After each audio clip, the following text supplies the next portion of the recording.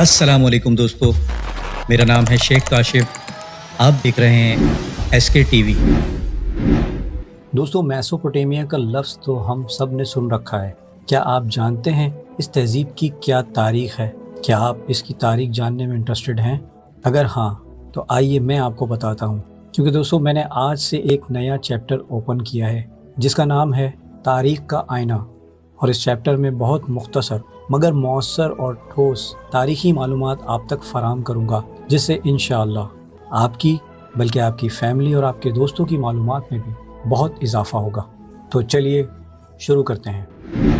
دوستو، تاریخ کے آئینے سے میں ایک تہذیب نکال کر لایا ہوں جسے میسوپوٹیمیا کہا جاتا ہے۔ میسوپوٹیمیا دنیا کی سب سے قدیم تہذیبوں میں سے ایک ہے، جو انسانی تاریخ کی ابتدائی نشو و نما کی ایک اہم علامت سمجھی جاتی ہے۔ یہ تہذیب دریائے دجلہ اور دریائے فرات کے بیچ کے علاقے میں پھیلی ہوئی تھی، جو موجودہ عراق، شام اور ترکی کے کچھ حصوں پر مشتمل ہے۔ میسوپوٹیمیا کا لفظ یونانی زبان سے آیا ہے، جس کا مطلب ہے دونوں دریاؤں کے درمیان کا علاقہ۔ میسوپوٹیمیا کی تہذیب میں زراعت، علم، قانون، فنون اور مذہب کے لحاظ سے انقلابی ترقی ہوئی، اور یہی وہ علاقے تھے جہاں پہلی بار انسانوں نے حکومت کی بنیاد رکھی، لکھائی کا نظام ایجاد کیا اور بڑے بڑے شہر بنائے۔ اس علاقے کی تاریخ کا آغاز تقریباً 5000 سال قبل ہوا تھا۔ میسوپوٹیمیا دو عظیم دریاؤں دجلہ اور فرات کے درمیان واقع ہے، جو اس علاقے کو زرخیز بناتے تھے اور اس کی زندگی کے لیے ضروری آبی وسائل فراہم کرتے تھے۔ یہ دریا ایک دوسرے سے تقریباً 100 کلومیٹر دور ہیں، اور ان کے درمیان کی زمین نے یہاں کے لوگوں کو زراعت کی سہولت فراہم کی۔ دجلہ اور فرات کے کنارے آباد ہونے کی وجہ سے میسوپوٹیمیا کی زمین انتہائی زرخیز تھی، جس نے یہاں کی تہذیب کو پھلنے پھولنے کا موقع دیا۔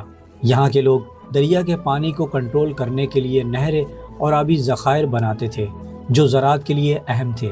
میسوپوٹیمیا کی تہذیب کا آغاز تقریباً 3500 قبل مسیح کے قریب ہوا، اور اس زمانے میں سب سے پہلی اہم ثقافت سومیر یا سومیرین کی تھی، جو میسوپوٹیمیا کے جنوبی حصے میں آباد تھی۔ سومیر کے لوگ زراعت، تجارت، فنون اور علم میں بہت مہارت رکھتے تھے، اور انہی لوگوں نے پہلی بار لکھائی کا نظام متعارف کرایا۔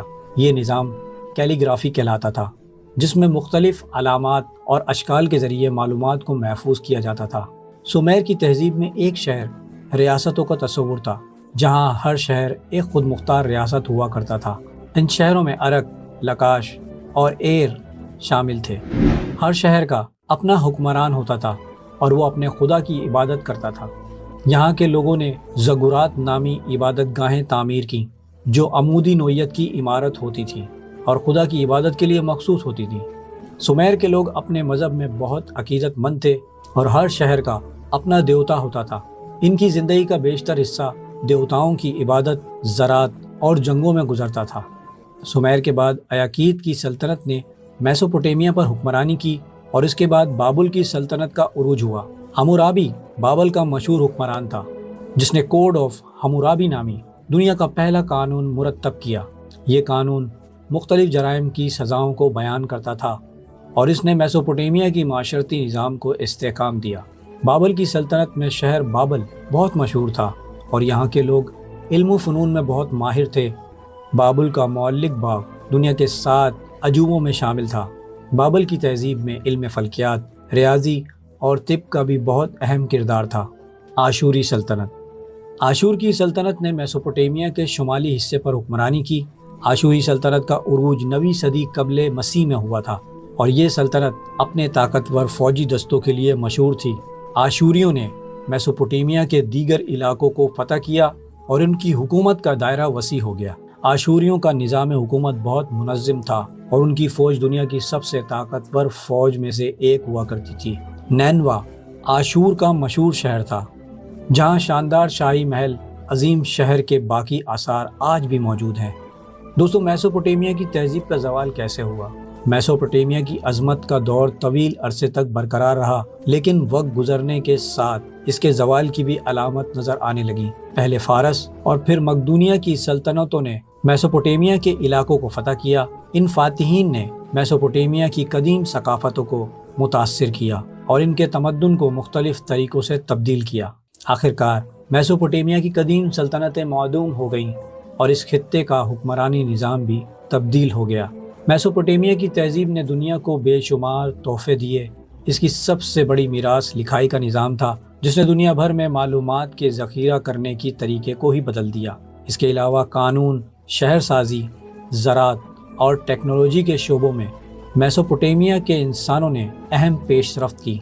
ان کی فلکیاتی تحقیق نے علم فلکیات کی بنیاد رکھی اور ان کے سائنسی تجربات نے طب کی ترقی میں اہم کردار ادا کیا۔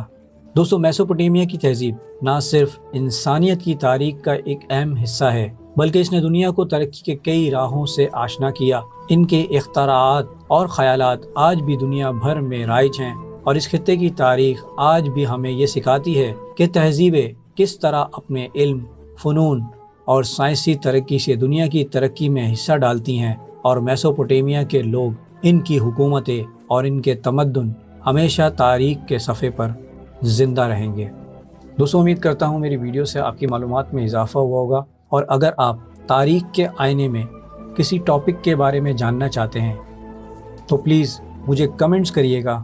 انشاءاللہ میں کوشش کروں گا کہ آپ کے بتائے ہوئے ٹاپک پر بھی آپ کو معلومات فراہم کر سکوں۔